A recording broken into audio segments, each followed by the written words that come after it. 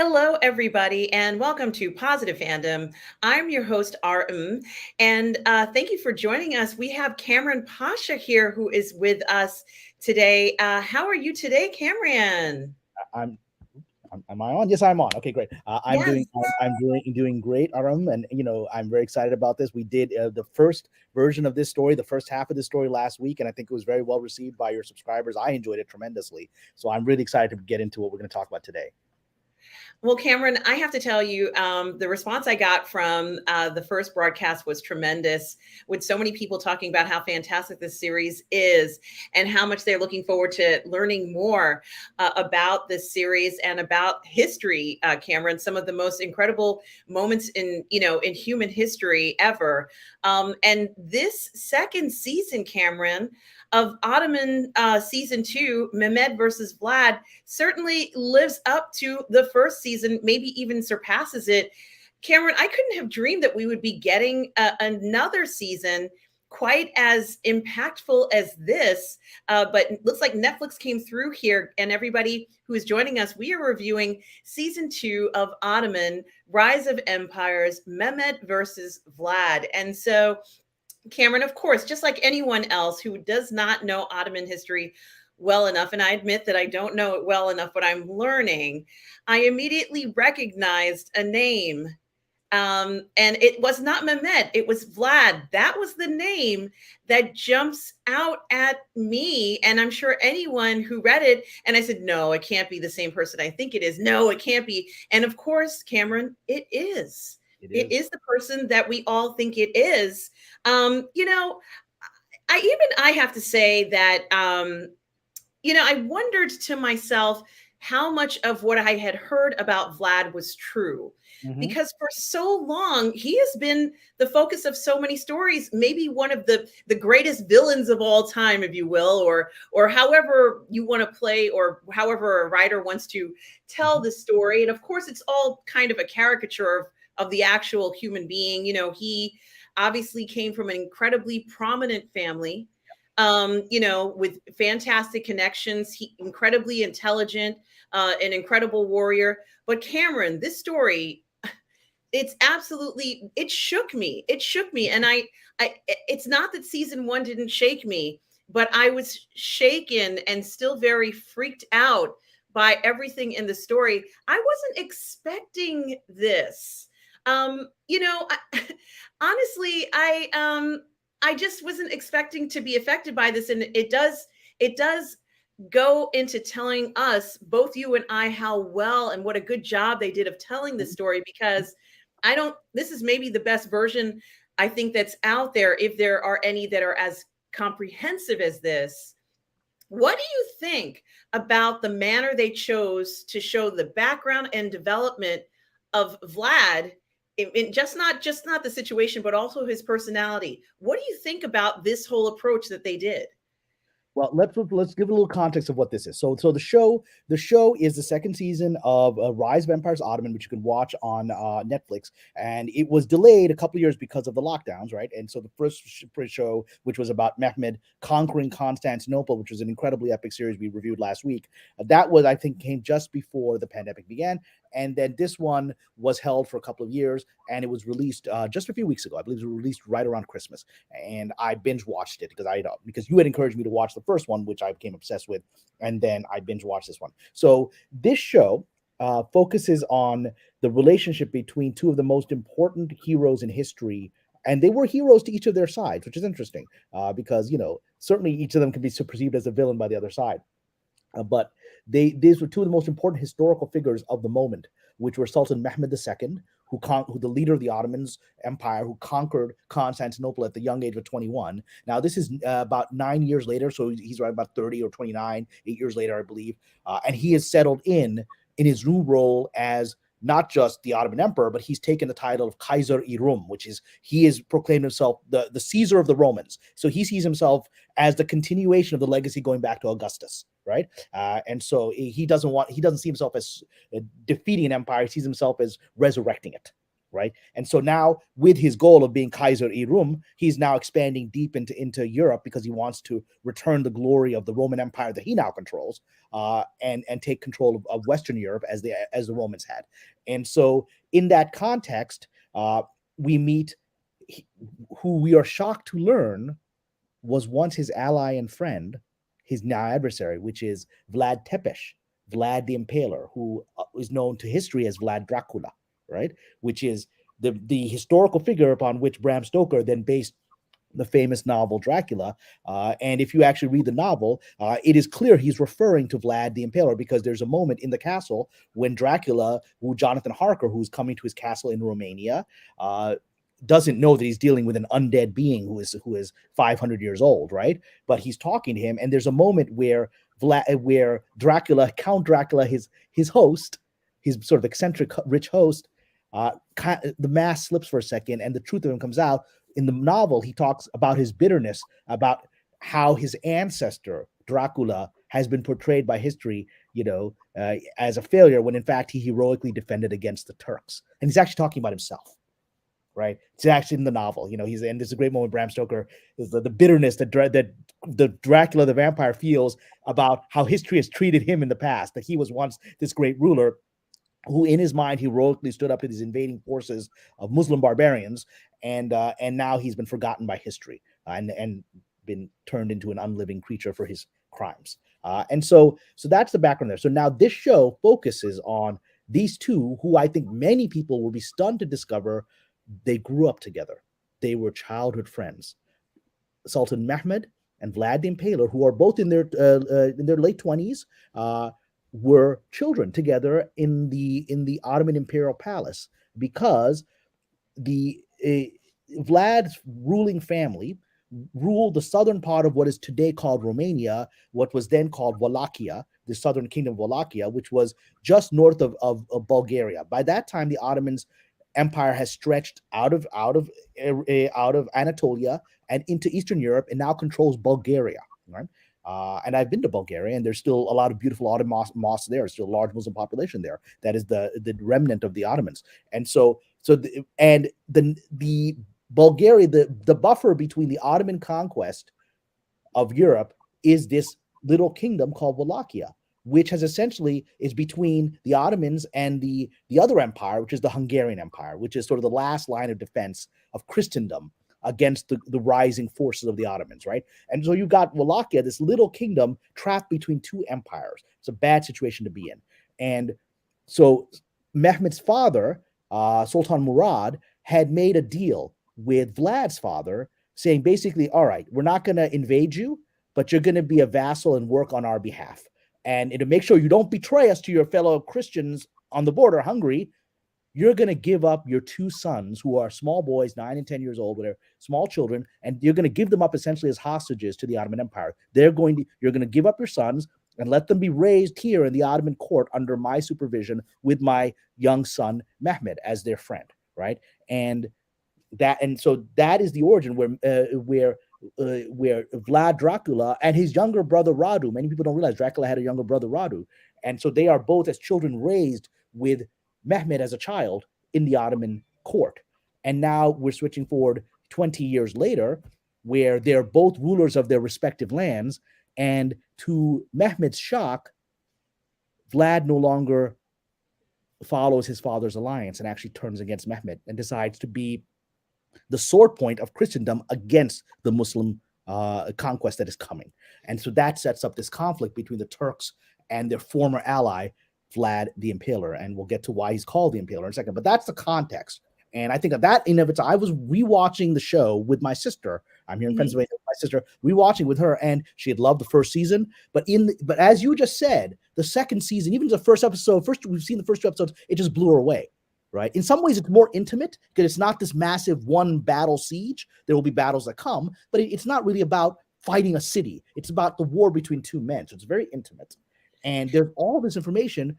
She's like, I didn't know any of this. In the first episode, she's like, I didn't know any of this. How could I not know any of this? Mm-hmm, mm-hmm. And that's And Cameron, thank you so much for doing that, because it is actually a lot of information. It's so historically significant, and I'm so glad that you gave us that context, because we need that context to kind of wrap our heads around what we're looking at. What we're looking at is one of the greatest leaders of all time, Mehmed, and he has conquered Constantinople about 8 years prior, and now he finds himself in one of the most difficult situations of his life. And that is kind of a brother against brother situation. And it is complicated, right, Cameron? This is complicated. This isn't sort of, plain easy to deal with. And I do want to acknowledge Michael Beacon for the $4 super sticker. It's a purple, cute little dinosaur thing. I have to look on my phone to see what it is. Thank you so much, Michael Beacon. I so appreciate the super sticker. It's so generous. And I also want to acknowledge G-Dog, who's also given a $1.99 super sticker of a thumbs up. Thank you so much, G-Dog and Michael Beacon, for your generosity to the channel. I so appreciate that. And Cameron, there's so much to say about this program, because we don't always get programs like this. And when we do, and we see the type of production that we're getting here, it's stellar. We need to see more things like this. As we said, working on it. I'm trying to do my own stuff set in this world, and God willing, we'll get it on the air, but I'm working on it. That is right, everybody. For those of you who know Cameron, you know his background, but Cameron is a writer. He is a producer. He's an instructor. He has a Patreon that you can follow. He has been in Hollywood for over 20 years, guys. He also has a Patreon, and you need to check out his Patreon, everybody, because Cameron introduces you to the Pasha method, which is maybe one of the best ways to write. If you ever wanted to learn how to write, if you ever want to become a screenplay writer, even if you have your own story to tell, try the Pasha method. I guarantee you guys will be very happy with the results here. So I just wanted to put that out there, Cameron. And I'm just going to put this up here. This is the Patreon link for Cameron here, everybody. This is and we just posted. I just posted, before I come on this video, a new article that builds on our video from last week, where I actually analyze the first season of this show and how Sultan Mehmed besieged and actually successfully conquered Constantinople, which was considered the impossible city to conquer. 23 armies had failed over 1,100 years. Over a millennium, no one could conquer it. And he did it at the age of 21. Okay. And I actually analyze it and explore how we're seeing very similar parallels to what is happening inside of Disney today, the new media empire, and what it may face. And I think it'll be a surprising analysis for a lot of people. So come join me on the Patreon and read that. I think it'll give you a perception of how history repeats itself and the archetype return. Honestly, I can see the made-for-TV movie playing out as they're trying to produce a version of Ottoman empires, and then you see what's happening at Disney parallel in the story. I think it would make a very interesting thing. Guys, please go to the Patreon, subscribe. I'm a member. Cameron also lets us know everything that's going on, certainly in Hollywood, and other interesting things too that may not be reported in the news. So you certainly do want to become a member of his Patreon. You won't be disappointed. I love it. And Cameron, there's so much to say. I feel like we don't have enough time. Certainly it's not enough time to cover a series of this amount of information. And something, Cameron, it is true. I've watched this particular season maybe 3 times now, and I am absolutely compelled by it. And I don't even know, it's very difficult to kind of put this into a category, because honestly, it feels like almost as if Vlad and Radu's father, who finds himself in this situation with the Sultan, who is Mehmed's father. I mean, it's essentially, how did he find himself in that situation to begin with, in a sense? Because it seemed like all the Sultan was asking him to do was to be faithful to his side, but the father seemed to want to be, carry his favors in another direction, which kind of threatens the empire in a sense. You think that this person is going to be a loyal person, and now you found out that he has actually really pledged his loyalties somewhere else. How long did it actually go on with his father? I'm kind of asking this question only because I see a parallelism between what happened with the father and then what happens with, Vlad later on. But how long had Vlad and Radu's father kind of been getting away with not necessarily doing what he should be doing for the Sultan, for Mehmed? No, Mehmed's father. it was on for a few years. I mean, he's in an impossible situation. We talk about it. I mean, he's got this buffer state between two empires. In some ways, the direct analogy is Ukraine, right? Because Ukraine is between Russia and NATO, right? And so both sides want to control that because that is the invasion route either way. You know, if NATO wanted to go into Russia, you go in through Ukraine, right? That's the way that's the direction that the Nazis went in through, right? Because it's an open plane that you can get into Russia that way, right? And so that is a buffer state. And so what happens when you're a buffer state? You're in an impossible position because both sides are pressuring you. So Vlad Dracul the First. Dracula means son of Dracul. Dracul was this knightly order that Vlad's father had created. You know, the Order of the Dragon. Dracul means dragon in Old Romanian, and you know, it's a little bit of a farce because you know this guy wasn't that knightly. I mean, he was a politician playing all sides against each other, but he took on the I'm a chivalrous knight and created this order to defeat the Ottomans. You know, to save Christianity from the evil invading Muslims when he's actually made an alliance with the Muslims. So he was that character, but you know, his son took it very seriously. But the father was in an impossible situation, and so he's made an actual alliance with the Ottomans. I'm just don't think he's paying tribute to them. So he's made his deal, but he's privately talking to the Hungarians, saying that look, when you get an army together, you know, you might be able to walk through Ukraine if you need to, right? We'll open up the doors for you. And so this can go on only as long as they don't find out. And as this show very much shows, there are spies in all the courts, right? And what the show also really fascinating shows how women were central spies in these courts, right? Women played a major role in the Ottoman and the Christian courts as being information purveyors back and forth. And the pivotal spy in this series in both seasons is and you know I have an absolute crush on her, Tuba Boyokistan, right? She's Tuba Boyokistan. I forgive me, I can always mispronounce her name. Tuba Boyokistan, who is one of the major Turkish actresses today. She plays Sultan Mehmed's stepmother, who's actually a Serbian Christian. She's a Serbian Christian, but her allegiance is with the empire. Yes, and so, Mother Mara, who's a historical figure, and so Tuba Boyokistan. I'm saying it until I get her name right. So Tuba plays this incredible actor, as in a political actor on the stage, and she shuttles back and forth between the Christian world and the Muslim world, and she does that in this series as well. She's trying to negotiate with the Hungarians. So the women are the central spies, and so very quickly. Mehmed's father Murad figured out this guy's double dealing him, right? Yes. And maybe he heard about the Order of Dracul. He's like, "What are you creating a knightly order against us? I thought you were a..." So he's like, "Look, okay, I can't." And as we see in the show, the father denies. He's like, "These are just rumors, you know.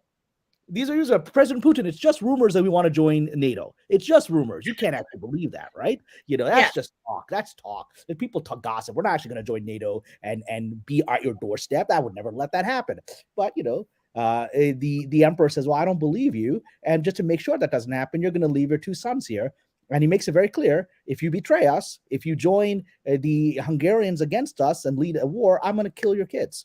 I'm going to execute them. It's a hard world, right? It's a cruel world. This idea of imperial hostages is nothing new. It goes back to ancient Babylon. This is what people have done in history, right? And so you see that, and you know, these are children. These are 9, 7-year-old children. And they're terrified. And you know, young Radu is shown as just being, you know, missing his father and crying and being sad. But you see that Vlad, who's the older brother, has to stick up for his little brother, and he feels betrayed by his father. And now he's living in the land of his enemies, who are treating young prince. Good to see you, young prince. But he could be killed by them any day if his father betrays them, or if something else goes wrong, right? And so he, even though he's being treated with the royal, behaviors of a prince in this palace, he knows that they're prisoners, and they're prisoners with a sword hanging over them at any time. And so that hardens him as a child, and he's got to protect his little brother, and he comes to despise both his own father and in some ways, and we clearly see he not only despises his own father, he despises the Romanian, the Wallachian nobles, who are also double dealing, and were double dealing not just against the Sultan, they're double dealing against his own father. So he hates the elites that put him in this position. And so he's this bitter kid, and who's living in fear in the Ottoman Empire, thinking any day he could be killed, and knowing that he is not safe anywhere. His own father betrayed him. The leaders of Wallachia, the nobles betrayed him. They don't care if he dies. They don't care if his brother dies. So now he has only one motivation, which is finding his own power. So this is a very complex character put in an impossible situation as a child, psychologically, severely, obviously very damaged from this betrayal of his own family and his people, right? And living in a constant state of fear, even though again he's living in this palace and called the prince, and he's trained with Mehmed, young Mehmed. They learn how to fight, and so he decides, you know what? Yeah, I'm going to learn how to fight. I'm going to take this training because I'm going to learn how these people think. So he's like, I'm going to become the best warrior the Ottomans ever produced so that I can understand the Ottomans and then I can defeat them. This is not, no one has understood that he's thinking like this. They're just thinking he's a young prince who's just going along with the situation he's in. They don't understand from childhood, he has made a plan. He's going to learn everything he can inside this palace, and then he's going to get revenge on everybody, on everyone, right? And he's going to get his power back. And this Turkish actor is so brilliant, absolutely brilliant as Vlad the Impaler, absolutely brilliant. And Kamran, it's pretty clear from watching the story, and I do want, for people who are here live in the chat, thank you for showing up to this, and of course Tom Jr. Jackson, who is my moderator and collaborator. We are all Goof people, Tom. That this story is complicated. As you said, Kamran, they were essentially like political prisoners, and they were kept at the palace, and they were just children. They were pretty young. I think maybe one of them couldn't have been more than 7, and the other one maybe 4. Yeah. But it's clear to me, Kamran, that when this story starts off and we see, Vlad as a grown man, right now he is in charge of Wallachia, as you said, Kamran, one of the neighboring states, if you will. And excuse me if I didn't define that correctly, but is believed to be loyal to the Sultan, Mehmed, believe this is one of his loyal states. But it's pretty clear that Vlad has something else going on. Something is troubling him. And there's one scene in this particular show where it opens up and you see Vlad sort of having this banquet table. It looks like this is the type of intense and terrifying moment that shows like House of the Dragon we're trying to replicate. Yes. Because Kamran, although I've seen a lot of terrifying things on a show like that, nothing has terrified me in the way that this true story has terrified me. Well, and that's the genius of it. That's why I was watching with my sister. And when in the first episode they describe why he's called Vlad the Impaler, right? That is his title. He's called Vlad Tepes, right? And that's a title he proudly takes. Tepes is the one who impales, right? And so impalement, and they describe it and they actually show it in somewhat brutal detail. Impalement was a form of torture in this time period where you would, I don't want to get too graphic, but basically a stake would be pushed in through the body and out inside one way and out the other, and a person would be living in horrifically skewered on this thing and be left as it would be posted down on the ground, and they'd be left essentially almost crucified, and while being torn apart by this horrible spike through their body and left to die out there in public. It's a really even more horrific form of crucifixion, right? And my sister didn't understand, because all these years, she didn't know what impalement actually meant. She thought, I thought impalement was they beheaded the person and they put the head on a stick. Well, no, that's not impalement. Impalement was a form of living torture that person could be be alive for several days in this horrific pain and eventually collapsing through just catastrophic injury. But so Vlad, now impalement was a form of torture that was used by the Ottoman Empire. This is an important distinction. The Ottomans did use this. They used it only in the military context. They used it they talked about it in season 1, that when things were getting bad in the siege of Constantinople, Mehmed began to lose his patience with being charitable to his adversaries, and then the captured Byzantine soldiers were then impaled in front of the walls to show you this. If you better surrender, is what we're going to do. So it is a form of psychological warfare as well. It's a form of torture, right? Vlad learns this technique. He sees it in action when he's a student of warfare as a child and as a teenager in the Ottoman palace, and he sees it being used primarily against his own people, right? And he studies it, he understands it, he masters it, and then he decides this is the psychological weakness of the Ottomans. This very thing that they so proudly do to their enemies is the one thing they fear. That's why they're doing it.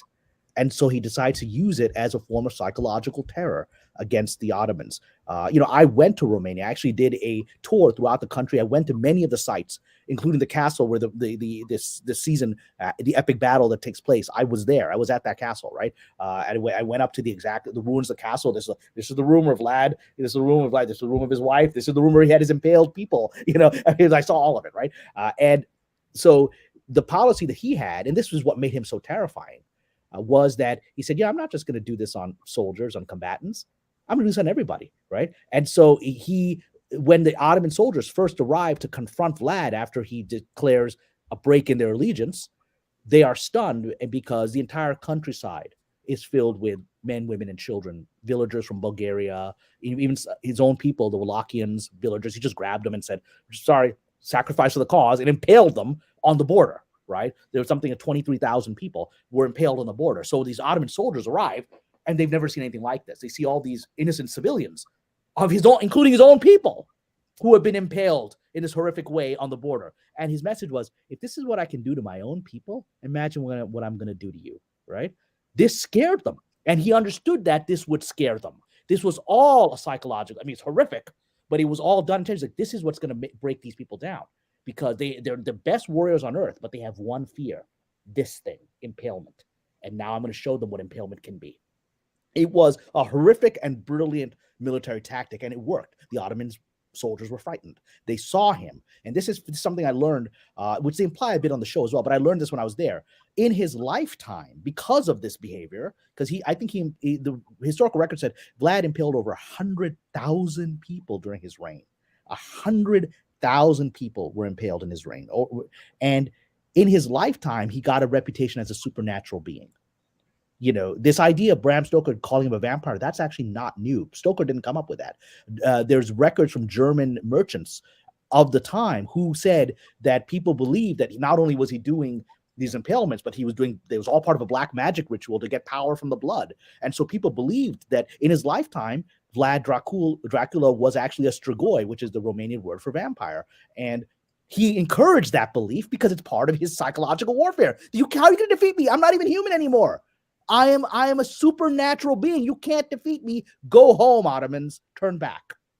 It's all, and that's this actor, Daniel Buta is his name. I actually don't know if he's Turkish, but I was looking him up. He's a very, very good actor, and he does a superb job. This is like his life work here. He's so both brilliantly terrifying and sociopathic in his portrayal of Vlad, and also you end up feeling empathy because Vlad is this kid who is psychologically damaged, who loves his brother and is estranged from his brother who's on the side of the Ottomans, and his own wife, whose life he's putting at risk by doing this. It's a very complex portrayal. It is, Kamran. And I did have to just ask you this question because I know you're a writer. You understand how these productions work. And of course, guys, as you know, this is a docudrama that is, being made and actually streamed on Netflix, but it is a Turkish production. And the directors and the writers and the actors here, it's all Turkish. Kamran, how did the production team achieve this sense of lingering terror that I still have for this character? How did they do this? Well, this is a very talented people. The director showrunner of the show is a gentleman named Emre Şahin, who is a Turkish director. Looked him up. I was like, who's this guy? Well, I might want to work with this guy. I might want to hire him for my show. This guy's good, right? So he's got a production company. He's Turkish, and he's brought a level of expertise to this. It feels real. It feels visceral. It feels like you're there, right?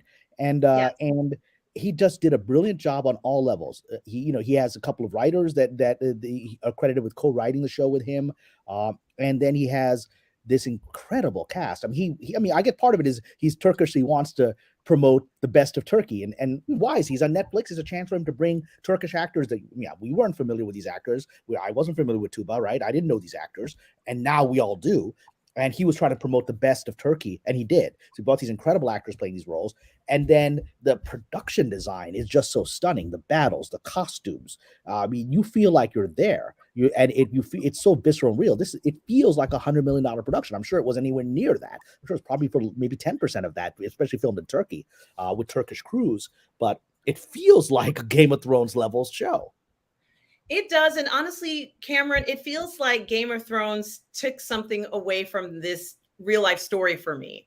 So, you know, this scene that I'm talking about, Kamran, and for those of you who Yes. Have watched this series where everybody is, you know, as you guys know, Vlad is essentially the leader or the king of on the Wallachian throne. And he's sitting in his throne room at court, Kamran, with a bunch of other people who he believes to be loyal to him. Everything seems fine, Kamran. And then it's not fine, Kamran. And You this know, is a true red wedding. I mean, we've got these, you know, George R. R. Martin, people knew that he had based much of Game of Thrones on historical events, medieval events. Red Wedding had various historical comparisons. This is clearly one of them, and I don't want to reveal all of the events that happen here, but let's just, it's in the first episode. It's worth watching, and it's very much a red wedding of, against his own people, which establishes this is the point that I made, is that he's getting revenge on everybody. And in the process, he's winning. He's actually winning. You know, yes, and they were blindsided, Kamran. This was the thing. The thing about this whole series for me, Kamran, is that it's hard to tell historical stories when you know the outcome and keep the tension alive, keep the focus on the story alive. We know what the outcome is, but Kamran, I am freaked out by this entire thing. And Vlad, who we are looking at a picture of Vlad. Here, he has this younger brother, Kamran, named Radu. Okay, both of them were prisoners, you know, under the Ottoman regime, so to speak. They were like brothers to Mehmed. They were like brothers to the Sultan. They played together. They showed on the show. They played together. They learned how to fight with toy swords. They spent time. They had moments, private, intimate moments together. This guy wasn't in a prison cell. They were like, for all practical purposes, and I agree with you 100%, Kamran, they were like brothers. They were raised in this imperial household. You realize how that is such a rare thing to have, to be raised alongside the future leader of, you know, pretty much the majority of the planet here. But Kamran, you know, Radu, who is Vlad's younger brother, at some point he ends up staying behind. He doesn't go to Wallachia with his brother. And then which is another betrayal for Vlad. Yes. For Vlad, that's heartbreaking betrayal. Yes, we also see at some point that, you know, once this entire thing kind of explodes, and we're going to talk about this a little bit, because there is just so much to talk about this, that Radu stays behind and is pretty much faithful to Mehmed. Now, what makes Radu different from Vlad? You know, they're both raised the same place. They have the same advantages, or let's say disadvantages, or however you want to describe it. What makes Radu different from Vlad? And, you know, why does Radu kind of become the perfect bridge between, let's say, Wallachia and the Ottoman Empire? Well, you know, I have a theory, and just a theory. I think, and they kind of hint at this theory. He's definitely overshadowed by his older brother. I mean, Vlad has always been a big personality. Like he says, no, my brother's a braggart. So it means he's always been a big personality, right? And he always had to live under the big personality. His brother was a crown prince. His brother's he's going to be the king, and he's not going to be the king, whatever. And so, but I think there is something that is the reason that Vlad feels betrayed. The only reason that Radu isn't a sociopathic killer like him is because Vlad protected him. Vlad would do everything possible to protect his brother in that environment to the extent that he could, right? I mean, eventually, you know, there's only so much that he could do, right? There's almost so much he could do because he's a prisoner as well. If the Sultan decided to kill him, and there's actually a moment where that's a possibility because the father does betray.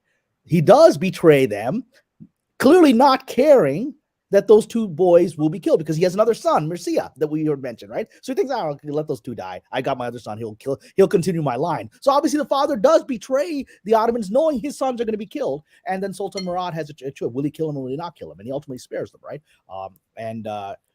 You know, it's so Radu had at least the emotional, psychological thing of, I got an older brother to protect me. Vlad didn't have that. He had nothing. His own father betrayed him, and his responsibility is to protect his little brother. So he, I'm sure, could let his little brother be the emotional one, the one who could cry, the one who could be sensitive, the one who could feel, to be an artist, and all these things, while he did his best to keep him alive. And so when he doesn't come with him, it's actually the fruit of his own protection that he feels safe amongst the Ottomans, not realizing part of the reason he's safe is his brother is doing everything possible that they're not executed, right? So that's why he's safe. And so, and Radu, you know, just was temperamentally, I'm sure, a different person. He was more of a practical statesman. He understood, look, Wallachia cannot survive as enemies of the Ottomans. Because yes, we're stuck with the Hungarians, but the reality is the Ottomans are the up and coming force. They took Constantinople. They're the future. I know that. And because something we talked in the last season, because it isn't just a Muslim empire. He's gone, he's gone out of his way. He wants to be the Caesar of the Romans. So Mehmed is creating a universal empire. His stepmother, who is his spy, Yes. is a Christian And- Serbian. Yes. The man who developed his weapons, his gun, Basilica, which ultimately took down the walls of Constantinople, was a Hungarian Christian. So he's like, I'm not here to do Muslims versus Christians. It's all of us in a civilization of the Ottomans versus these people of the past, these barbarians. And we're going to bring them civilization. We're going to bring them the new Rome. And I think Roddy believed that. He believed that this is the future. And this is very interesting, Cameron, because, and if you have not seen the first review that I did with Cameron here that we did together on Ottoman season 1, please do check that out after you finish watching this. Cameron, Mother Mara kind of calls out Mehmed, saying that he had been ignoring Vlad for years. Yes. Allowing him to not pay his debts. And, and I couldn't help but find some similarity between what had happened between Mehmed and Vlad versus what had happened between Mehmed's father and Vlad's father. It felt like history was repeating itself. Was this something that was destined to repeat itself, Cameron? Because there is a lot of this story where we talk about, there's talking about fate in the future and, prophecies. What do you think about the thoughts on that, of history kind of repeating itself again for a second generation in a way? Well, I think the situation it did repeat itself in the practical sense that both father and son betrayed the Ottomans, who they had allied to. But I think it was probably different in the sense that there was a reason. I think the Sultan Murad was just fighting too many battles at once, right? And he just couldn't keep, as long as you didn't have Hungarian soldiers pouring through the Danube, through Wallachia, into he just didn't have time to deal with the rumors and whisperings until he did have time to deal with it. And when he finds like, all right, you summon this guy, I want to talk about the rumors I'm hearing that you're betraying me, right? But so you've got Mehmed is in much stronger position than his father was. He's this unstoppable conqueror who the whole world fears because he took Constantinople, the impossible task. Everyone's afraid he's going to take all of Europe in his lifetime. They're afraid of it. They think he's going to be Alexander the Great, right? And he ends up going pretty far. But so he doesn't have the same fears that his father did. But what he does have is he was raised with Vlad. They were brothers. Remember, his brothers, they established in the first season, both of Mehmed's brothers are dead, right? It's not, one of them died mysteriously being strangled. So that might have been an imperial, a coup of some kind, right? It might have been. He blamed them for not protecting his father and brother or something to that degree. And so Mehmed, these are his little brothers. He doesn't have brothers. He's alone, being raised with the burden of, you're going to be the next sultan. And these are the only people that he could talk to, that weren't from the Ottomans, that weren't either kissing his butt or pretending to kiss his butt or trying to get favor with him as the future sultan. These are just two kids who don't want to be here, right? And so, like him, he feels out of place, they feel out of place. So I'm absolutely sure the reason Mehmed didn't, enforce that, because Vlad goes back and takes his kingdom, right? And the agreement with the Ottomans is, okay, great. Now you send like 2,000 gold pieces a year as tribute, that our allegiance is done, right? And he doesn't do that year one. He goes, he's probably too busy trying to establish his power. Year two, and so I think Mehmed let it go because it's his old childhood brother. But he didn't expect that letting that go would embolden Vlad to think that he could rebel. He didn't expect that. He didn't understand that Vlad always planned to rebel. Vlad planned to rebel probably from the first day his father left him in the palace, the Ottoman palace. He said, I'm going to get revenge. And Mehmed couldn't understand that because he thought of Vlad as his little brother. And he couldn't grasp that it didn't go both ways. Yeah, it's very interesting to look at that. And of course, at some point, as you mentioned, it's tradition for both sides when they're combated by war, because they came to the realization that perhaps this was not something that could be resolved by, I know that Mehmed kept sending emissaries, and he ended up sending his wife's father, Hamza Bey, to, I hope I said Hamza Bey. Hamza Bey, yes. Hamza Bey, in order to felicitate, talk, and try to make peace, only to find that was not going to be the case. Cameron, I think it's very interesting that, he finds himself in the situation where it's very clear that Vlad does not want to negotiate or anything like that. And even at a point where he has decided that he's going to go, to war with Mehmed, he decides to kind of raid the countrysides. And that's where, Kamran, a lot of this terror starts to happen. And because he could have stopped. He then, I mean, to give the context of it, and this is a very historical moment, Mehmed sends emissaries saying, hey, it's time to pay up the 5 years worth of back taxes you owe, right? And let's just say he handles those emissaries in a very cruel way, which is a very famous way. It's historical what he did to them. And that's enough to enrage the Ottomans, saying, you mistreat the emissary, you mistreat the Sultan, right? That's enough. But then he then goes, well, that's not enough for me. I'm now going to proactively take the war to you. He doesn't wait for the Ottomans to come. He crosses the Danube and starts invading Bulgaria, which is an Ottoman province. He invades the Ottoman Empire. So they're like, not only did he mistreat our emissaries, he's attacking us. This guy actually wants a war. He wants a war. They didn't know why would he want a war? It's like, why is Ukraine attacking these Russian parts of Donbass, whatever? These guys want a war? That's how the Russians saw it, right? All right, well, I guess they'll give them a war, right? And so that's how it was perceived. And Kamran, I was terrified when Mehmed had mentioned to Mother Mara that he needed her to go to Hungary, to Buda, let's say. And, I thought something was going to happen to her, Kamran, because things were escalating so quickly. But she was so strong. This woman is so fearless, Kamran. Can you explain her role here again, by going over there to find out about the Hungarian allies? Because they could have swayed things in favor for Vlad in this case, couldn't they? Well, yeah. So her background is this. So Mara Brankovic is her name, and she was a Serbian Christian. She was a princess of the nation of Serbia, which is a predecessor to the modern state of Serbia, right? And so that was similar to Wallachia. That was an Ottoman vassal state. There was still a Serbian king who was ruling it. The Ottoman Empire didn't have soldiers occupying it like they did Bulgaria, right? They owned Bulgaria, but they made an alliance with the Serbians, saying, all right, you pay a tribute to us, we won't invade you. You don't let the Hungarians in through your passes, and we're good, okay? And so part of that was sealed by the Serbian king giving his daughter to Mehmed's father, Sultan Murad, as his consort, right? And so you would think, okay, well, I've my daughter is there, and I'm sure he was hoping that the daughter would be a spy for him, and maybe she played that role early on. Who knows? We don't see that, but she may have. But at some point, like Radu, she became convinced the Ottomans are the future. And we talked about that last season because there's my lovely Tuba Boyukasan. She's incredible in this role. She's very regal, and so she decided the Ottomans are the future. Because the Ottomans had a more progressive, a more open society than the Europeans did. Women could own property.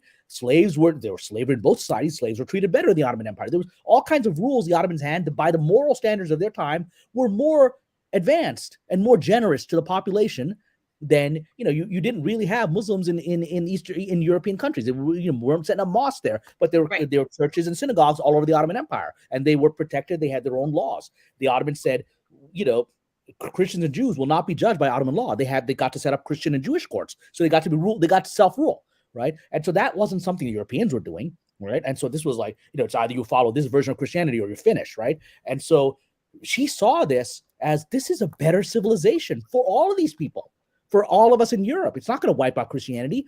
All these different Christians will stop fighting each other and stop oppressing each other, and they'll all be unified under Ottoman rule, right? So she saw this is the future, like Radu did. So she decides, I'm with the Ottomans.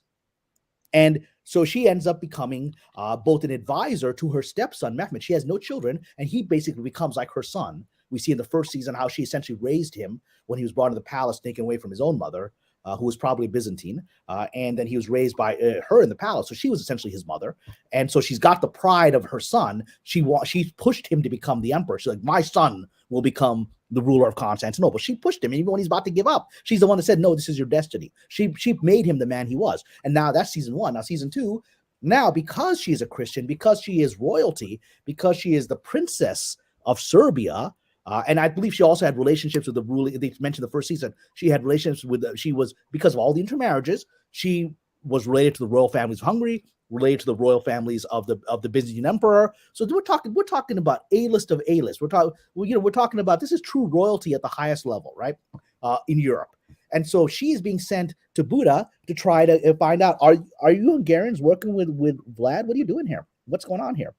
Can we make sure, do you really want, because they don't have an alliance, they're rivals. So she sent there basically with a warning saying, look, he's going to crush Vlad. And if you are behind this, if you are actively the ones pushing Vlad to do this, the war is going to come to your doorstep, right? That day is coming anyway. You don't want that day in your lifetime, do you? It's going to come in your lifetime, King of Buda, king of Hungary, and you're going to lose because my stepson beat the unbeatable. He beat the Byzantines. He destroyed the Byzantine Empire single-handedly. Constantinople is now Istanbul. You're not going to defeat this guy. She's sent there, and because she's a fellow Christian, the presumption is that she doesn't at least she's not hostile to Christianity, even though people could pretty much tell her allegiance is with Mehmed, right? But she's still a believer. They show throughout she's wearing her cross, right? She's still a believer, and that's why she can be an honest broker for these people. Well, Kamran, it's very interesting because we do see certain parts in the story where Vlad kind of has infiltrated on the other side. In other words, he's managed to get spies in not only in while the fighting is going on in the field, but also in the palace. However, Mother Mara seems to be able to see that there's a potential threat.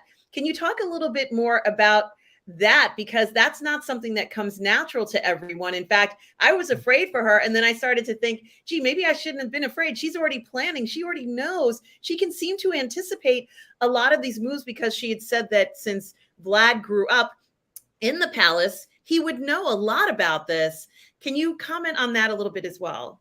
Yeah. So let's talk about first her and Vlad. I mean, they don't really show much of her and Vlad. They show more of her relationship with a young Radu. She becomes a mother figure to Radu as well, which probably is one of the psychological reasons Radu is loyal, because here's a fellow Christian who is a mother to him in a place where he doesn't have a mother or father anymore. And so his emotional loyalties are going to be with these people because she's loyal to them. But I'm sure as a very smart, crafty woman, she figured out Vlad very early on. I'm sure in real life, she figured Vlad out that this kid is dangerous. She looked into his eyes and saw Radu and looked at him and said, this kid is not your friend. But Mehmed, we guys have difficulty believing that our friends could be our enemies. It's very hard for us. But I'm going to make a controversial statement. I think women don't have a lot of difficulty believing that their friends might actually be their enemies. I think not in often cases, there is a lot of secret rivalry amongst women that is hidden behind affectations of friendship. And women are very sensitive to those kinds of subtle betrayals and things that suggest maybe the person is just pretending to be my friend. And so that's something that women think inherently women are sensitive to in their own social dynamic. And then she's as the queen mother, essentially, she runs the harem of the Ottoman Empire, which is all the women of the harem, including Mehmed's wife, Gulbahar, who we see here in the second season, and their son. So she's in charge of the female side, and as the imperial palace, the harem is where a lot of the intrigues happen, right? Because you can do it through the subtlety of female social interactions, what you cannot do with two males suddenly getting into each other's faces and ready to fight for any small insult, right? Yes. And so everyone has to show off their testosterone, whereas you can subtly influence things with verbally and emotionally, which women are doing. And so as the queen mother, and historically this was the pattern, the queen mother, is the one that runs the harem. And the series that I'm developing explores the harem very deeply in the Ottoman Empire. So I know these dynamics very well. And so as a result, her job is to know all the dynamics. For her to be the queen mother, her job is to protect her son. And this is her stepson, but essentially her son, to protect him and to know what are the schemes that are happening in the palace, because all the schemes are happening in the harem. Right? That's where they're happening, because everyone is whispering the different people that they place in there, because the women of the harem are largely all women from the different parts of the Eastern Empire. I mean, either they've been sent there, like she was, as part of a peace treaty, you can have my daughter come join your harem, don't attack us, right? Or they were captives. They were captured in a raid, and they were beautiful. And somebody said, yeah, I think she might be beautiful consort for the emperor. Let's send her back. So he had all these women from Eastern Europe who had links to these other rival kingdoms from their origin. And so they were very easily people that you could use as spies. So she was a spy master. She had to be very aware of the dynamics. And so when Vlad does have deadly spies inside the harem. She quickly figures it out through the demeanor of the people. Something is different in the way this person is behaving, something subtle that a man would not notice, but she said, this woman is behaving a little differently than she normally would. That is a warning to me that she's got some other agenda, and in the harem that can be deadly. And so she becomes the person to find out what that is and to eliminate the threat. Well, Kamran, it's wonderful to see the politics that also take place in the palace. She tells the queen to make sure that you can defend yourself. And all of a sudden, the queen, in a place where she would feel the most safe, now is on guard, not just for herself, but for her children. And we also realize at some point that there's nothing that's going to change Vlad's mind here, even despite the fact that Mehmed is now pursuing him with cannons. Yes. And they have to cross the Danube River. There's a lot that goes on, but something else that gets mentioned in the story, which was also, I think I've heard a lot of fantasy kind of surrounding this event of what happens to Vlad's wife during this entire altercation, Kamran. Many of us have heard that, Vlad the Impaler's wife unfortunately took her own life, Kamran, and it's tragic. And you do feel for this. You see them as a couple and some intimate moments, Kamran. They're depicted with dignity, Kamran. You almost don't know whose side to be on in this. And she really humanizes Vlad because he loves her, and she sees him as protecting her nation from invaders and doing what he needs to do from ruthless people that are going to enslave them all in her mind. And so, this is, if any of you watched Bram Stoker's Dracula by Francis Ford Coppola, the movie, it starts off with this legend, which is probably historical. I went to the site where it happened. It starts off with the opening scene legend where the Vlad's wife is falsely learns from the Ottomans that Vlad has been killed in battle. They want her to surrender. And so they tell her he's been killed, so she'll give up and surrender to them. And they can use her as a hostage and as a negotiation point with Vlad, right?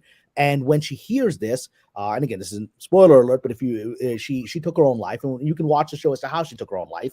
And in the movie of Bram Stoker's Dracula, that becomes the event that breaks Vlad's heart and makes him renounce God and embrace Satan and becomes a vampire, right? And he's haunted by this woman that he loved and lost, right? It's a beautiful story. This is the current narrative in Romania. I went to the castle that is the center of the final battle siege of the season, and that is very much the legend and the story that is told there.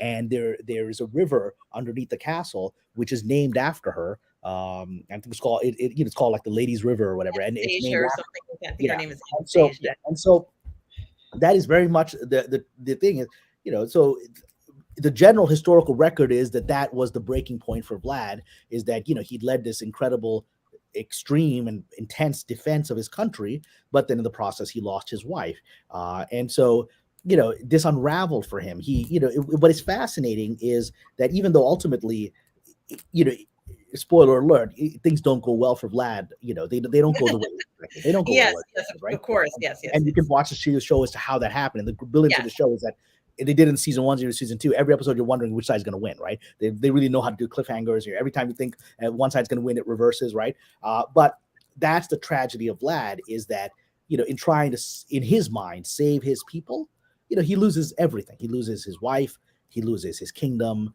he loses his people, and he loses his place in history. As one of the historians there, who's clearly he's a Romanian historian, I think he's very sympathetic to Vlad. He's speaking Romanian too, as well. Very, very sympathetic to Vlad, and he's kind of bitter that Vlad, who he, as a historian said, should have been remembered as one of the greatest defenders of Christianity, is remembered as a blood-sucking vampire, right?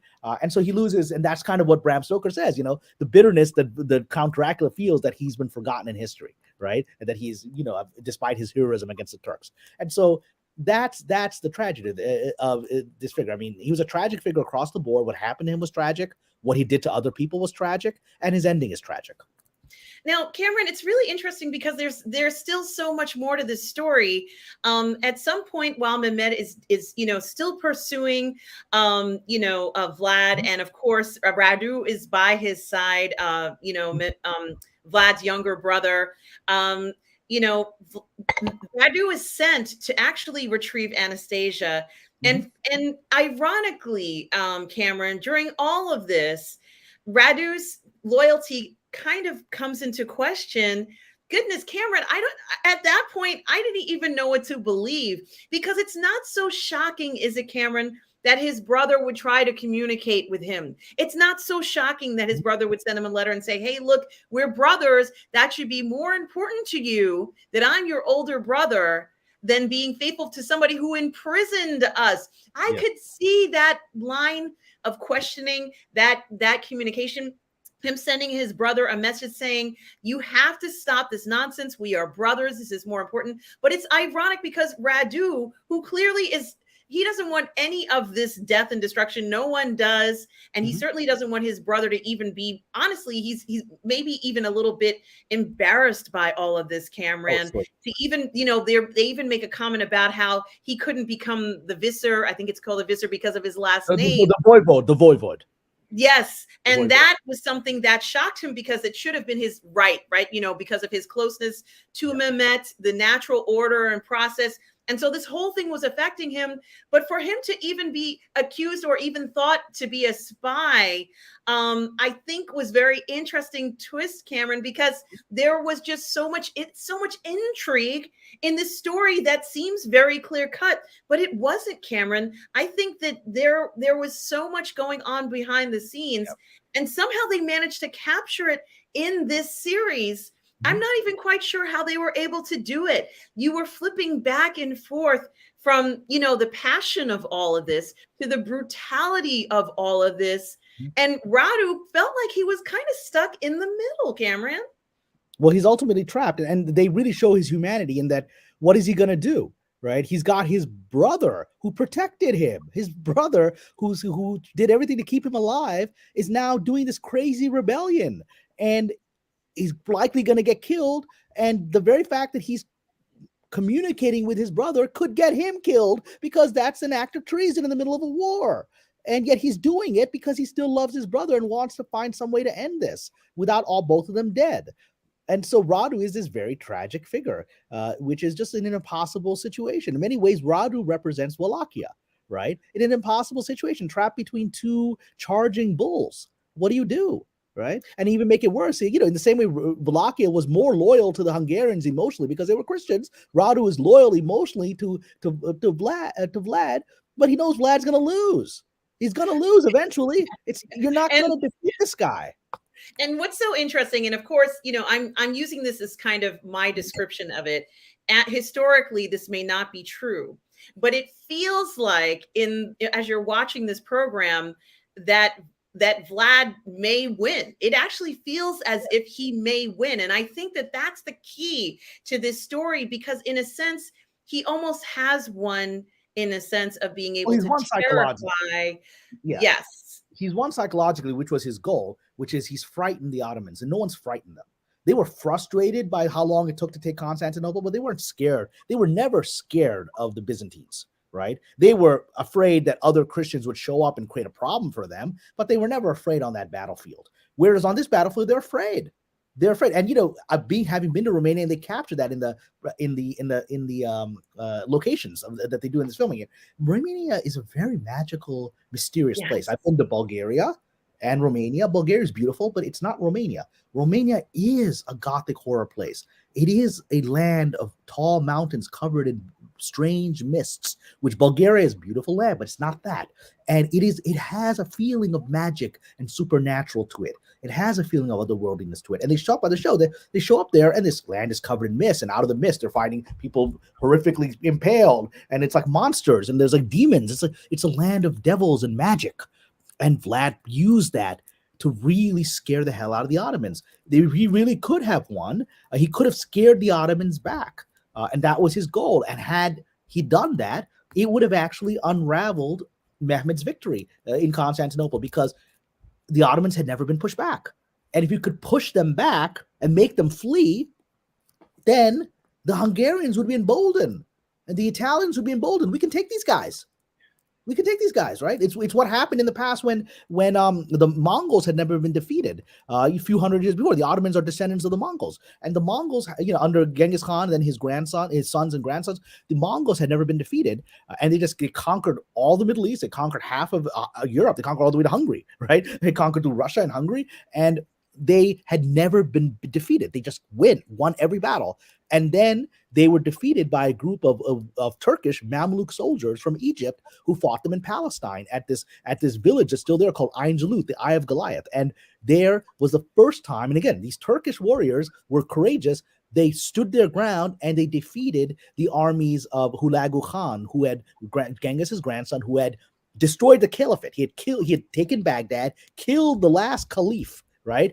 And then invaded and took over Syria, and he was coming, and they held him back. And when people saw that you could hold back the Mongols and you could actually defeat them on a battlefield, the Mongol Empire started retrenching.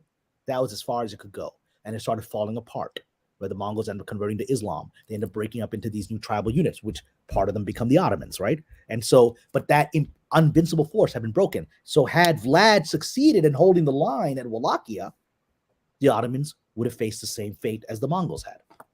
Well, it's interesting to look at that as well, and maybe we actually will in an upcoming show, Kamran. But I also thought it was very interesting that the show decided to, just be realistic about the idea that growing up together, that these three boys must have thought about who was going to be the ruler someday.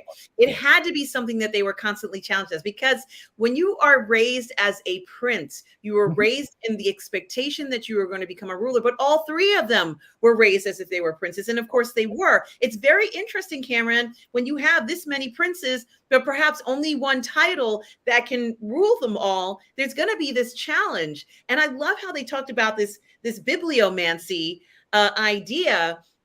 Yes. It really was nice how they of course, obviously they chose the passages, let's say, for the sake of the television program. But of course, there had to be some point in their lives that these young men thought about who was going to rule and what was going to happen, as you said, Kamran.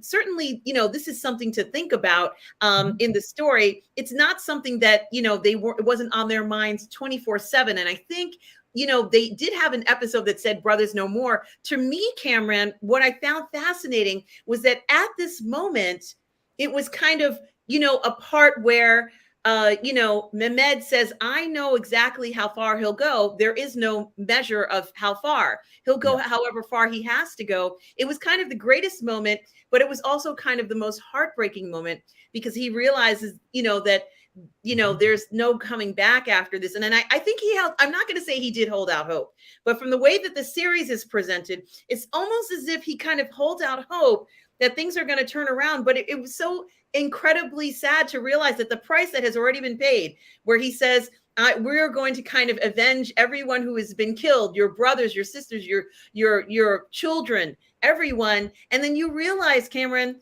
that you can't, like the damage has been so severe that they're forever changed by this, aren't they? Yeah. And this is, this event didn't have to happen. It all came as a result of one person.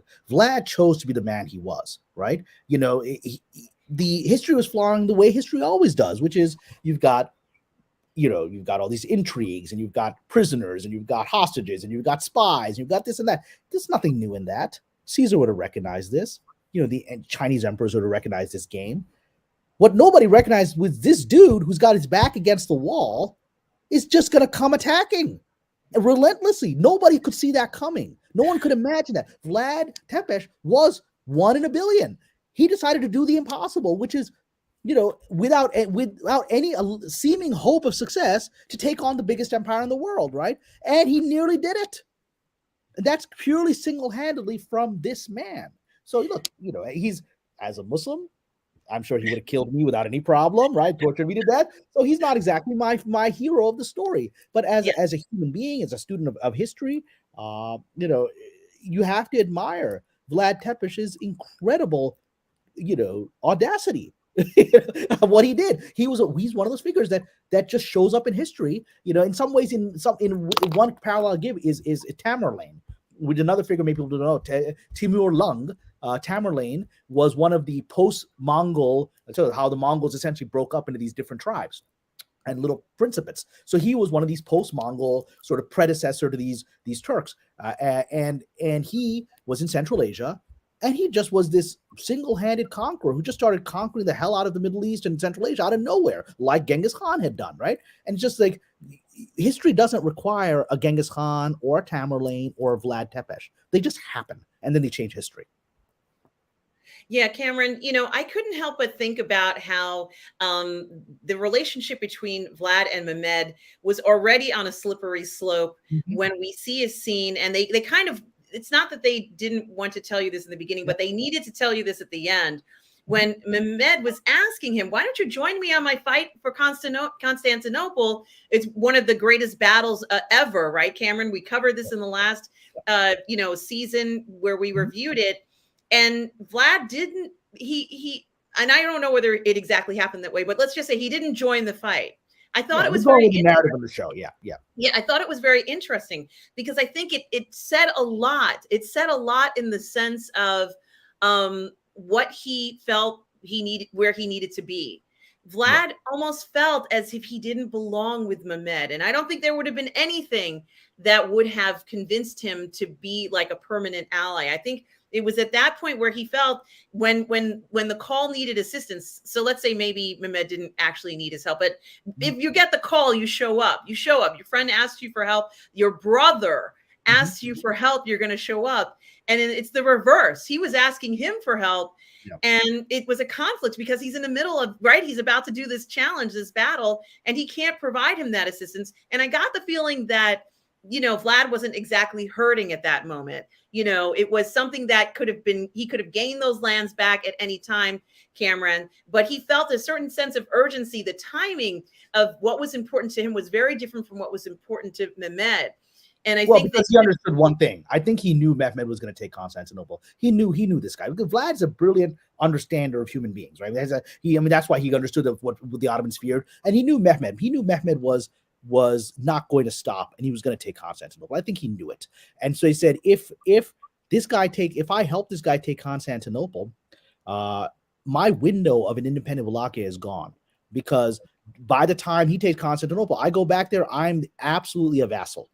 I'm a vassal. I'll probably end up there with, being part of an Ottoman army that shows there and sits in Targovishte, which is his capital, watching over him, right? So so I've got to break free now.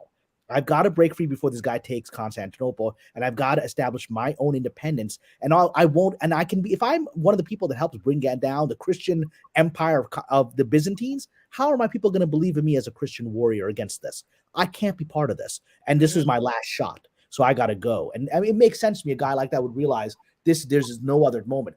He's going to go for Constantinople. I got to go get my kingdom. And then once he takes Constantinople, I got to stop him from going any further. I think he planned all of this out. I think he's one of these guys that was one of these people that planned out his destiny from childhood. It certainly is very interesting to look at. And in that context, of course, and in the context of how it played out, it makes sense, in that regard. It's this connection that they have as brothers that just tears at you, Kamran. And of course, the brutality. Now, I didn't focus on the brutality too much, Kamran, because it still kind of shook me up. It is very brutal. My sister found it very disturbing. It is very brutal. It's hard to watch. It's hard to watch. They don't get very graphic, but it's implied enough that it's that is pretty hard. Yeah, and as you said, Kamran, it was hundreds of thousands, if not more, not to mention all the soldiers who were killed. And, they had these sneak attacks, which was incredible, which I thought was very clever. He knew exactly how to do that. But ironically, Kamran, after all of this, of course, we know the outcome, everybody, it's not a shock that Mehmed wins this battle, but he cannot capture Vlad. Kamran, this must have been so frustrating. But more than frustrating, it's scary because this guy's still out there, right? And he's now created this myth of being this invincible madman who might even be supernatural vampire. He's already created a myth that his people believe, and he's out there somewhere in the woods, in the forest. Yes, and he may come one day. You may wake up, Bram Stoker. It scares me now. Bram Stoker said that the image he had that started him on the path of writing Dracula is he woke up one night, or woke up or had a dream or a nightmare. He was in bed and he saw a dark figure standing at the foot of his bed with glowing red eyes, and it frightened him. And then he later started, like, he couldn't get the image of the face out of his head, so he started researching, and then he saw a painting of Vlad the Impaler. It's like, that was the guy that was in my dream, nightmare, whatever it was, standing at the foot of my bed, and then got him down on the path of writing Dracula, right? And you're left wondering, was that a real experience? Did Vlad Tepes become something supernatural? Was he involved in the occult with all the blood sacrifice he was doing? Did his spirit continue on in some fashion and influence Bram Stoker to write that book and return him into the general mind, the consciousness of the world? Certainly something I think Vlad Tepes would have enjoyed. I personally think, even though that Romanian historian was very sad that Vlad Tepes is remembered as a bloodthirsty vampire, I don't think Vlad's sad about that. I think Vlad thinks it's hilarious that he's still living on and bringing fear to people. I think he thinks it's the funniest thing in the face of the world. Cameron, why do we still now this is maybe more of a cultural thing, and I'm not asking, I know some of you in the chat and you, Cameron, and this is kind of like, I'm trying to wrap my head around that there is so much cultural significance to Vlad the Impaler that in 2023, I am terrified. I am still, just like your sister, we are terrified of this impression that we've gotten from him. As I said, I've heard the stories prior to this, but Cameron, I think what it terrifies me about it is the fact that he was so close to this person. It would be like a family member doing this to you. I think that's what it feels. It feels more of a betrayal versus another kingdom invading you. It feels more like a personal betrayal. I think maybe that's part of it. Or is there some other cultural element, Cameron, that is still shaking? Well, I'm still freaked out by it. I admit it. And I'm glad I watched this, but I am still very scared of this. Am I afraid of cat, or is there something else going on? No, there's something else going on, because, for Mehmed, yes, it is a personal thing, right? But Vlad, remember, he was the king of psychological warfare. The fact that you are afraid of his name and his story, we're talking about what's 600-700 years later, right? That you're afraid of that. He's won. That's what he wanted, right? And we could consider him a psychopath. We can consider him a sociopath. All of these things, we give him all kinds of these labels. But he was a man who understood that it is better to be feared than loved, which is what Machiavelli said, right? And he haunts us because he's that part of it. He's the voice of I am the voice of that which you fear the most, which is your own sins, right? Your own sins.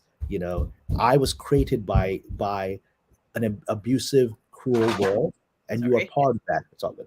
You're part of that abusive, cruel world, right? And maybe one day I'll show up at the foot of your bed to hold you accountable for your sins, because as you've shown, and the image you created in the show, the man had no mercy whatsoever. Vlad had mercy. They even talked about it in the first season. I'm not sorry. So Mehmed had mercy. There were times Mehmed wanted to execute people and then was convinced that mercy is the better route. Vlad had no mercy. And that's what's frightening about him, is that he was not Vlad the merciful, right? The merciful, the compassionate. He wasn't that. His entire persona was no mercy whatsoever. No mercy, and even to the innocent, women, children, my own people, no mercy. And that is something that a human being has very difficulty grasping, that it's like the Terminator. You can't reason with him, you can't argue with him, you can't negotiate with him. When he's decided you're going to be impaled, you're going to be impaled. And he doesn't give a damn about anything. He's going to do it. And that is the archetype he wanted to create in his lifetime. It's the archetype that lives on about him. And I think there's very few people in history that have that persona, and he created it, and it still lives. And yeah, it really does still live. And honestly, Cameron, I think that the story is inspiring in a number of different ways. It's inspiring in the sense of Mother Mara, who even has to tell Mehmed at some point that he has to let it go now. Like after the defeat of Wallachia, and after Radu is now instilled as, the king of Wallachia, she has to kind of talk him down from this anxiety. He has this anxiety, and I think he feels that if he doesn't capture Vlad, that he's failed. I mean, or at least that's my interpretation. Well, he's vulnerable, as we said. Vlad is the kind of person that can show up in your bedroom somehow, right?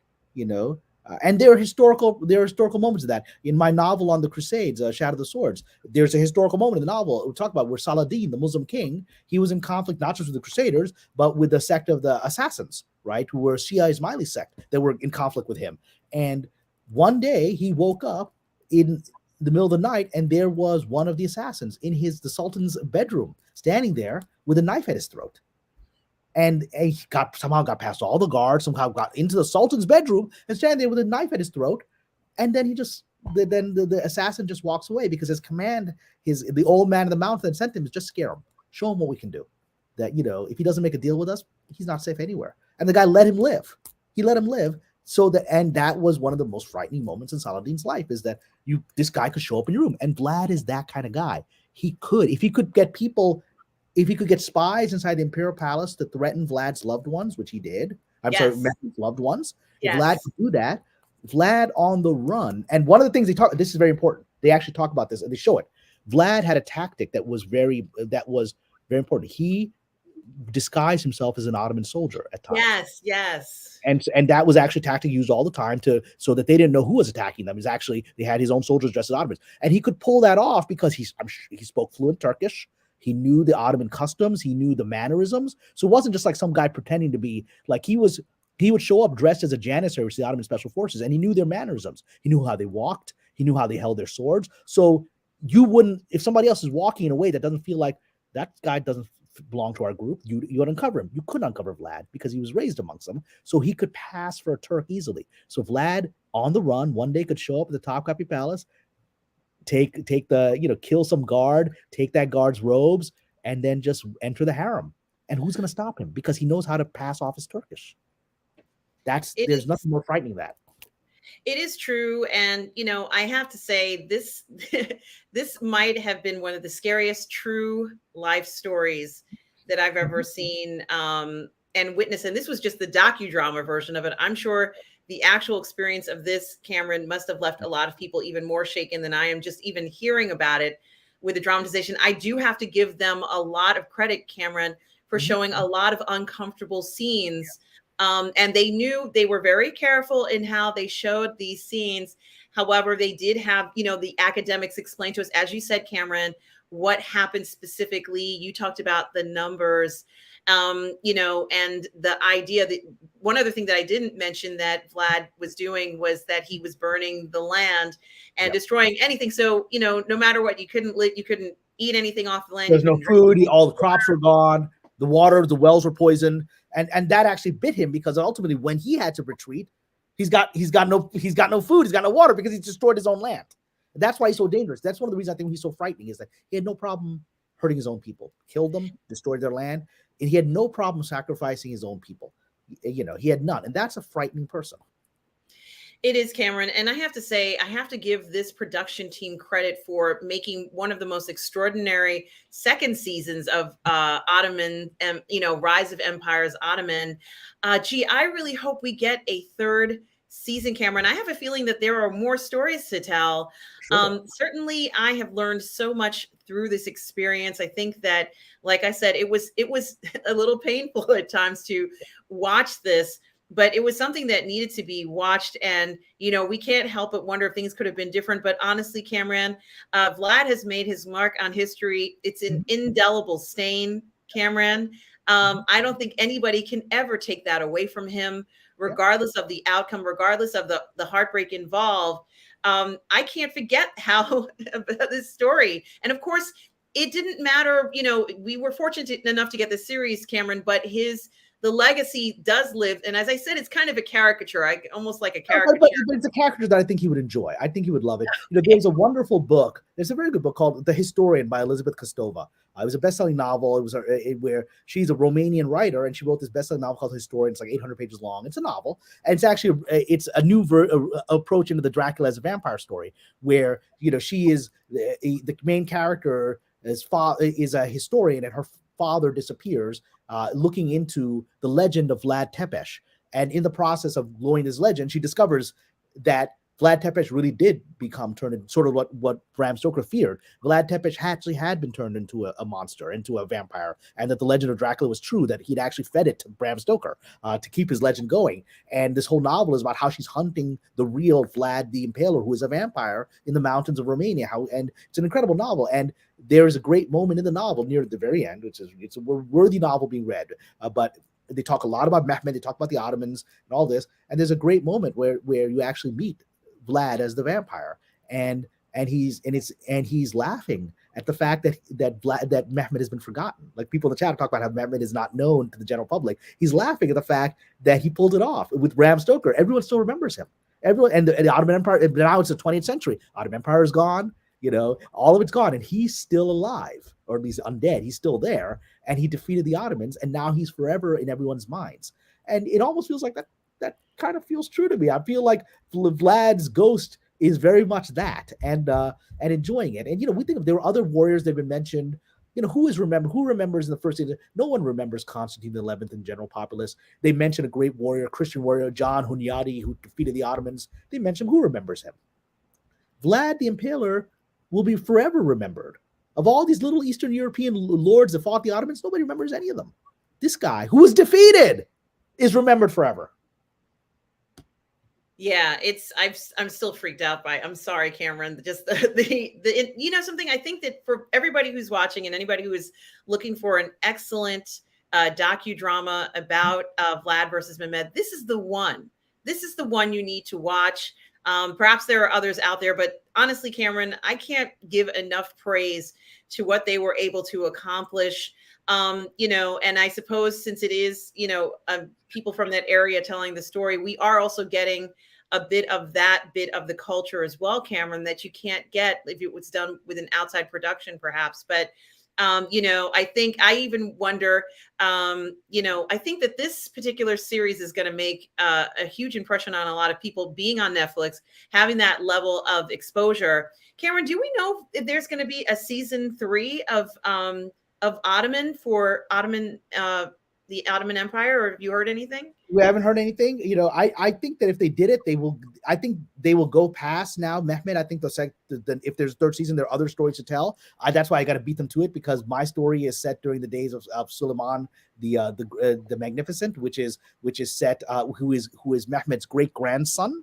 So in fact, I think I'm sure if they're having internal discussions, they're probably talking about maybe we go to Suleiman next, right? Who extends Mehmed's empire to its highest point. He actually reaches the gates of Vienna. He almost took all of Austria and Germany, right? But that's where my story is based. And so I'm gonna work to beat them to it, at least, and hopefully get my version out there. And I wish them success with their version, but I think that's probably what they're thinking. So I gotta get moving. Well, guys, first of all, make sure you follow Kamran on his Patreon. I have the link there below. Do, join his Patreon. It's fantastic. As I said, Kamran is quite an established writer and producer. He's been in Hollywood for 20 years, and you're going to find some very interesting things on his Patreon, stuff that isn't reported elsewhere, but also more information about the Pasha method of writing. If you want to write, if you need a method of how to write something modern and something that will get the job done so that you're not kind of like waiting years and years and years for your story to be finished, use the Pasha method, guys. It is amazing. I guarantee you're not going to be disappointed in learning this method. So please do find Kamran's Patreon. It is in the chat, but you can see the Patreon information is here right beneath our pictures. And Kamran, is this where people should reach out to find you as well? Yeah. The best way. I mean, I've got a website and I've got Instagram, but I think the Patreon's really become the primary focus right now, as you see. And I hope everyone gets a chance to join it. I just wrote this article that seems to be very well received right now from the comments I'm seeing on comparing the first season of Ottoman, the Rise of Ottomans, to the politics of Disney today, and the parallels are quite surprising, and people seem to be very impressed with it. So come join me and check that out on there. And it's such an honor as always to have this conversation. This is you were the one that told me about the series. Nobody else in the fandom knew about it, and I didn't know about it. And I'm glad you put me up to this, and now my family's into it. And so this is spreading. You're spreading the message. I'm so glad, Kamran. It's such a pleasure to have you here on the channel. And of course, you are going to come back, guys.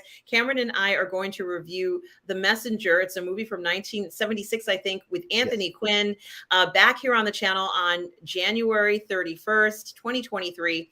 It's a Tuesday at 5 o'clock, same time here. So definitely do that. Thank you. Tom Jr. Jackson has just put in the link for the first episode that Kamran and I reviewed. So please do check that out as well. And of course, as I said, check out and subscribe to Kamran's Patreon. I promise you guys, you are going to love it. It's going to give you so much confidence. If you were a writer who can't get past those obstacles, the Pasha method is going to get you past those obstacles. So please, guys, check it out.